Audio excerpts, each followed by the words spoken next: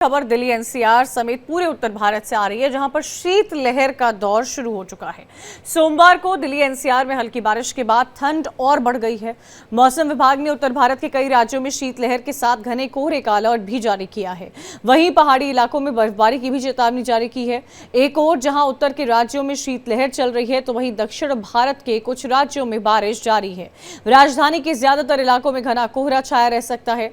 मौसम विभाग ने 24 और 25 दिसंबर को कोहरे का येलो अलर्ट भी जारी किया है। इसी के साथ ठंड भी बढ़ेगी। न्यूनतम तापमान 5 से 6 डिग्री तक रह सकता है। तो तस्वीरें आपको दिखा रहे हैं, 6 अलग अलग जगह की तस्वीरें, राजस्थान, दिल्ली, यूपी और महाराष्ट्र की तस्वीरें। देखिए, यूपी के नोएडा, कानपुर और आगरा की ही 3 तस्वीरें हम आपको दिखा रहे हैं।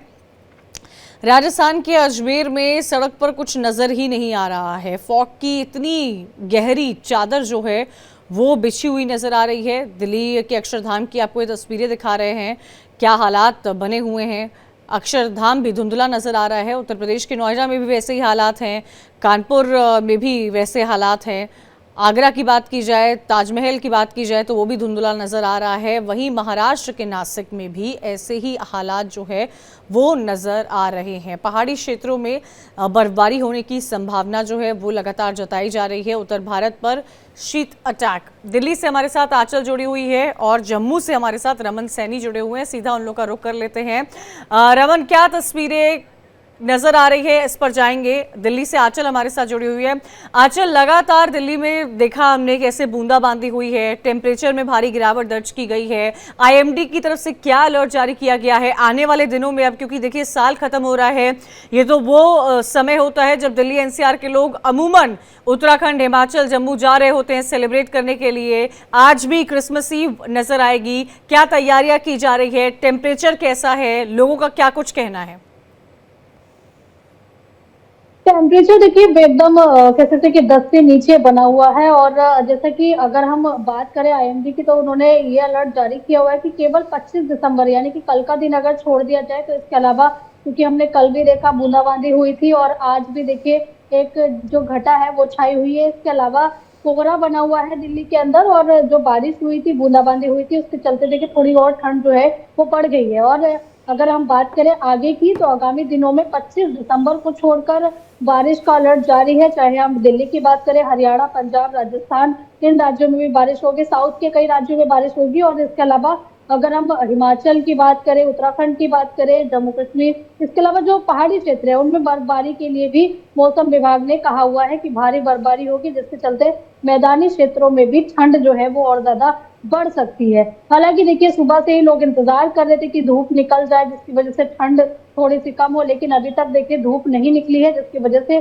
जो निचला तबका है, खास करके जिनके सर पर जो है वो छत नहीं है, उन लोगों को ठंड का सामना करना पड़ रहा है। हालांकि देखिए दिल्ली सरकार ने तमाम इंतजाम किए हुए हैं, रैन बसेरे बनाए हुए हैं, लोगों की रुकने की पूरी व्यवस्था है, उनमें बेड है, कंबल है, हर व्यवस्था जो है वो दी गई है। लेकिन इसके बावजूद जब आज हमने लोगों से बातचीत की कि उनको ठंड की वजह से कैसा हो रहा है, तो लोगों का कहना है कि एक तरफ ठंड भी है, दूसरी तरफ देखिए पोल्यूशन की बात करें तो पोल्यूशन का जो एक्यूआई लेवल है कई जगह पर 470 तक पहुंचा हुआ है। ओवरऑल की हम बात करें तो तकरीबन 400 प्लस में जो है एक्यूआई दिल्ली का दर्ज किया गया है। यानी कि एक तरफ ठंड की मार, दूसरी तरफ पोल्यूशन, दोनों ने ही दिल्ली वासियों की हालत खराब की हुई है। इसके साथ ही जो सटे हुए चाहे राज्य की बात करें, शहरों की बात करें, फरीदाबाद की बात करें, गौतम बुद्ध नगर की बात करें, तो इन जगह पर भी ठंड का प्रकोप काफी ज्यादा है और पोल्यूशन भी है। और गौतम बुद्ध नगर में भी देखिए जो यूपी सरकार है उन्होंने रैन बसेरों की सुविधा कर रखी है, अलाव की सुविधा कर रखी है। हालांकि देखिए दिल्ली में प्रदूषण की वजह से अलाव की सुविधा तो नहीं है, लेकिन कई जगह पर हीटर देकर जरूर दिल्ली सरकार राहत लोगों को देती रही है। लेकिन बावजूद इसके लोग ये अनुमान लगा रहे कि जल्द से जल्द उनको लेकिन ठंड और शीतलहर का जाए। लुत्फ एक तरफ जहां लोग उठाते हैं और इसको मनाने जाते हैं, वहीं दूसरी तरफ कई ऐसी परेशानियां भी हैं जिनका सामना लोगों को करना पड़ता है। रमन भी हमारे साथ जुड़े हैं, उनके पास आएंगे। लेकिन इन सब के बीच आपको बता दें, एक बड़ी खबर आ रही है, मनाली से आ रही है, जहां के अटल टनल के पास गाड़ियां फंसी हुई है। मनाली घूमने गए हजारों पर्यटक जाम में फंसे हुए हैं। भारी बर्फबारी के कारण वहां पर लंबा जाम लगा हुआ है।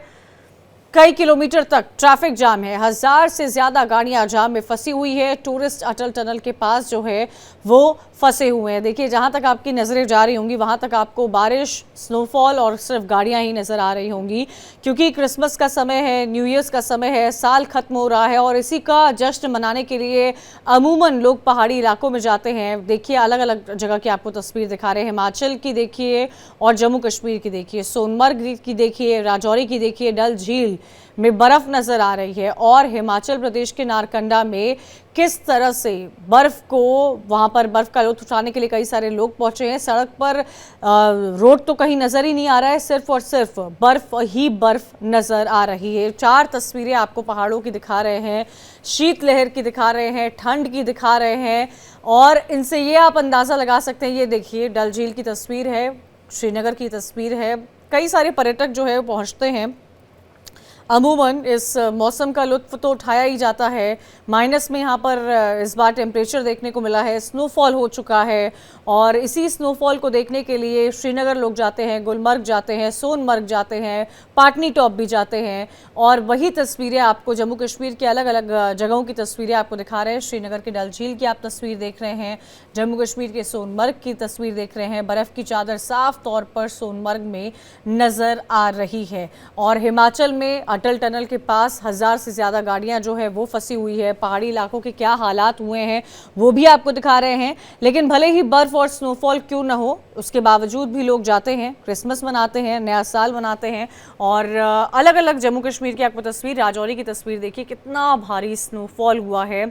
जो बड़े बड़े वहाँ पर पाइन ट्रीज़ हैं या जो बड़े बड़े वहाँ पर पेड़ पौधे हैं वो सब बर्फ़ में ढके हुए नज़र आ रहे हैं। पहाड़ों पर भारी बर्फबारी हुई है जिसकी तस्वीरें आपके सामने है। राजौरी की आप ये तस्वीर देख रहे हैं और लोगों को परेशानी तो होती ही है, लेकिन लोग इसका लुत्फ भी उठाते हैं और लुत्फ उठाने के ही लिए इतनी संख्या में लोग जाते हैं। और इसी वजह से आप देखिए, मनाली में लंबा खासा जाम जो है अभी लगा हुआ है।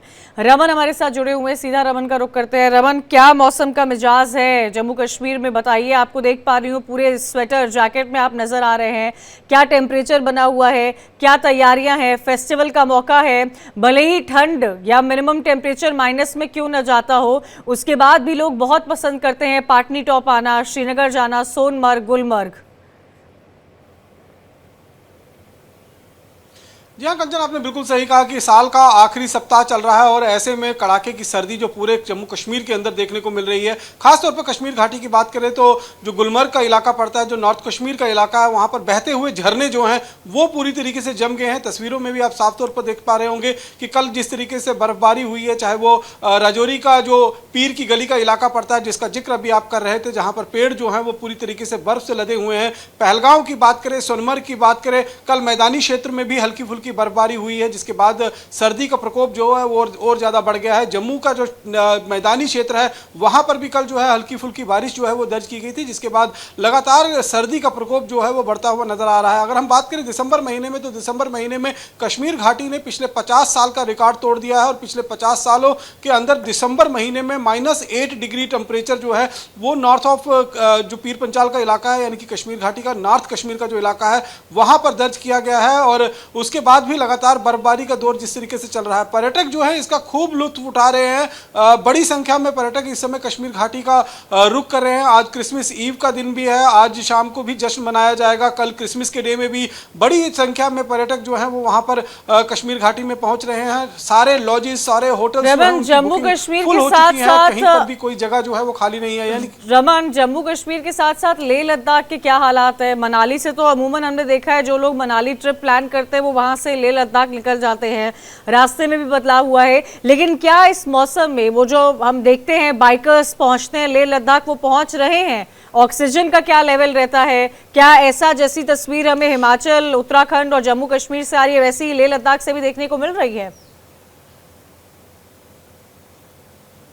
जी बिल्कुल, देखिए लद्दाख जो है वो टूरिस्टों का सबसे फेवरेट डेस्टिनेशन माना जाता है, चाहे सर्दी का मौसम हो या गर्मी का मौसम हो। लेकिन सर्दी में वहाँ पहुँचना थोड़ा मुश्किल हो जाता है, क्योंकि वहाँ तक पहुँचने के लिए दो रास्ते हैं। एक रास्ता जो है वो कश्मीर घाटी से होते हुए जोजिला एरिया को पार करते हुए आप लेह लद्दाख तक पहुँचते हैं, और दूसरा जो है वो मनाली का जो अटल टनल है, जहाँ की तस्वीरें इस समय हम देख रहे थे, जहाँ पर बर्फबारी के बाद लंबा जाम लगा हुआ है, लोगों को काफ़ी परेशानी का सामना करना पड़ रहा है।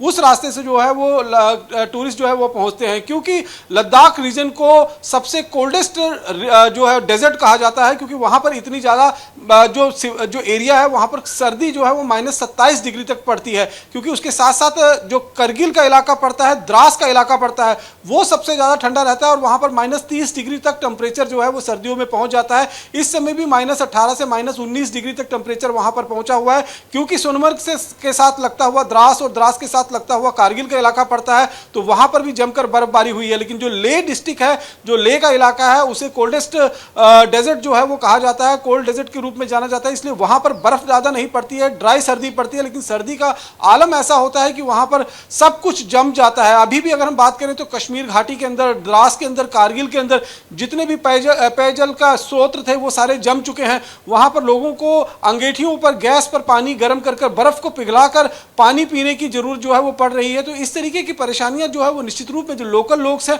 उनको जरूर फेस करनी पड़ रही है। लेकिन जो टूरिस्ट हैं वो इस मौसम का बहुत ज्यादा लुत्फ उठाते हैं, क्योंकि साल के आखिरी सप्ताह में जब न्यू ईयर पूरा देश मनाने की तैयारी कर रहा है, और ऐसे में आप उनको इस तरीके का मौसम, इस तरीके की बर्फबारी अगर देखने को मिल जाती है, तो आप समझिए उनका जो जश्न है उस पर सोने पे सुहागा हो जाता है। और लगातार जिस तरीके से पूरे कश्मीर घाटी की बात करें, द्रास, कारगिल या लद्दाख की बात करें, वहां पर जमकर बर्फबारी हुई है। और ये इस बार जो बर्फबारी हुई है ये कहीं ना कहीं कुदरत की सौगात है जम्मू कश्मीर के लोगों के लिए, क्योंकि जितनी ज्यादा बर्फबारी होगी उतना ज्यादा ग्लेशियर का क्रिएशन जो है यहाँ पर होगा। याद होगा और उसी रमन ग्लेशियर आपको से कि पूरे जो साल स्नोफॉल है वो काफी देर से हुआ था, और इसको लेकर काफी क्लाइमेट को लेकर काफी सवाल भी उठ रहे थे। लेकिन इस बार सही वक्त पर हुआ है, और इसी वक्त का, क्योंकि विंटर सीजन में विंटर वेकेशंस भी होते हैं परिवारों के, बच्चों के, और लोग जाते हैं और लुत्फ उठाते हुए नजर आते हैं। बहुत बहुत शुक्रिया रमन आंचल आपका हमारे साथ जुड़ने के लिए। सर आप बहुत लकी हैं कि आपके बेटे ने हेल्थ इंश्योरेंस और बाकी सारी फॉर्मेलिटीज टाइम से पूरी कर दी है। अब आप घर जा सकते हैं। मेरा बेटा? तो फिर आप? पॉलिसी बाजार। क्लेम के टाइम पे हमेशा आपकी हेल्प को तैयार। पॉलिसी बाजार, 1 करोड़ का हेल्थ इंश्योरेंस सिर्फ 390 रुपए महीने से शुरू।